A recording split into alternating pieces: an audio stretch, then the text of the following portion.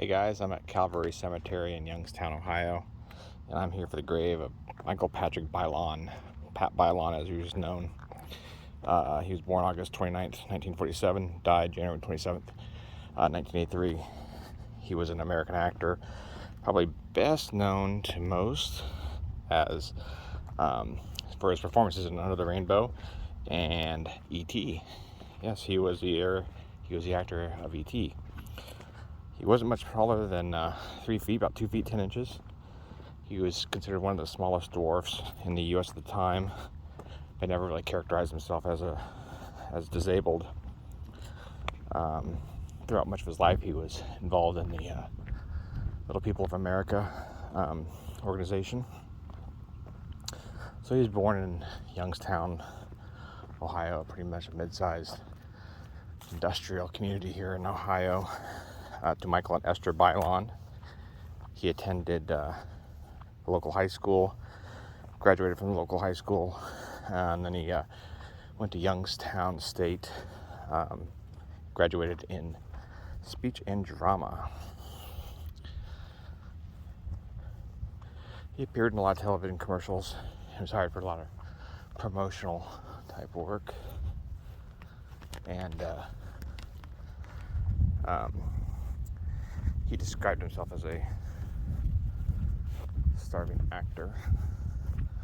While not acting, he had several jobs. I guess he was like a bouncer or something like that, is what he claims, in a bowling alley. He worked for the sheriff's department as a dispatcher. Oh, I should be in here someplace. In 1979, while he was attending a Little People's convention, he was seen by a producer who were casting members for the slapsticks for the comedy Under the Rainbow.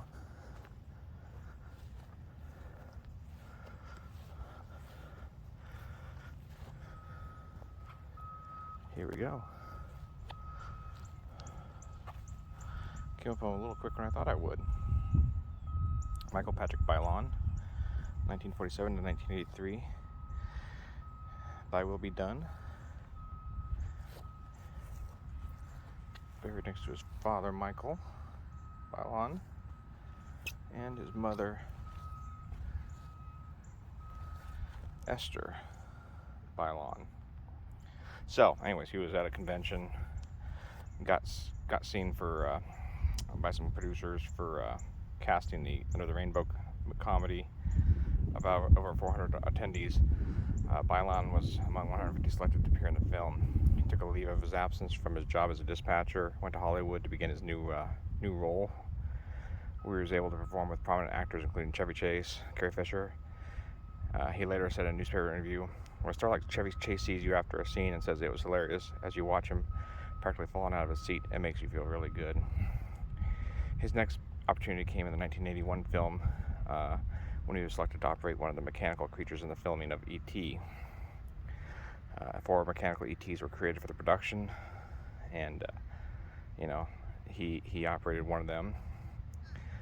Bilon operated the 4th E.T. that was needed for scenes where the creature lurched across the floor. For 5 months, Bilon performed in a 40-pound costume that weighed nearly as much as he did. So,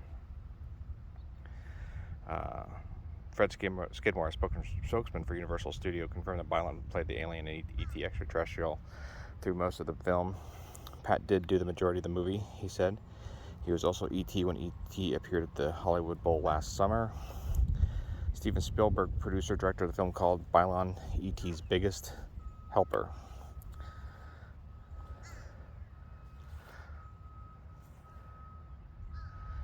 Bilon died at his home at 1 a.m. on January 27th, 1983, age 35, complications from a blood infection after a bout of pneumonia. So a short life, only about 30, help me with math, they're about 35 years old, so I'm not very old. Alright, so where are we at here, guys? I don't know what section this is.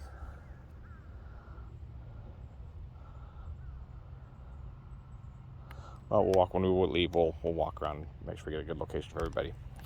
But anyways, there you go.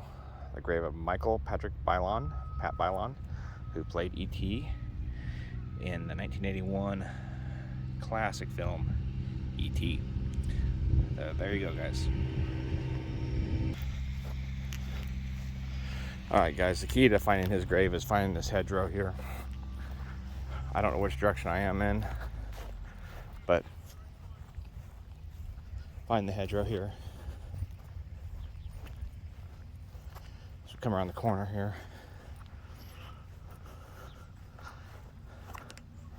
There's another little chapel. The little cupola up top there. Probably the best way to find it. And then it's just on the other side of this hedgerow right here, so look for those names. And he's, a dozen or so rows in on the other side of this hedgerow. So if you can find these names here, you should be able to find his grave no problem. Alright guys, I love DT. That was a wonderful film. As a kid, I just assumed it was a little person in it and didn't realize how mechanical it was, but still a wonderful movie, wonderful story to it. Something, if you haven't seen it, everybody must watch it at least once.